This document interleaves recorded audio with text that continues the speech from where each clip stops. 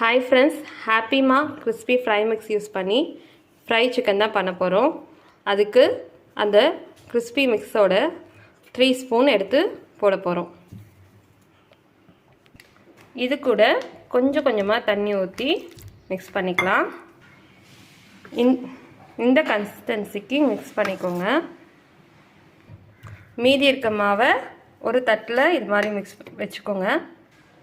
இப்போது chicken piece எடுத்து இதில் ஒரு டைம் நல்லா டிப் பண்ணி எடுத்து அப்புறமா இந்த கலக்கி வச்சுக்க மாவுலையும் ஒரு டைம் டிப் பண்ணி எடுத்துக்கோங்க. திருப்பியும் இதில் டிப் பண்ணி எடுத்துக்கணும்.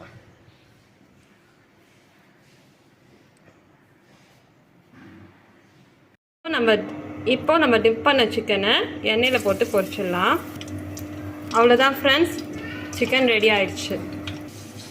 இந்த வீடியோ பிடிச்சிருந்தா ஒரு லைக் பண்ணுங்கள். நம்ம சேனலை சப்ஸ்கிரைப்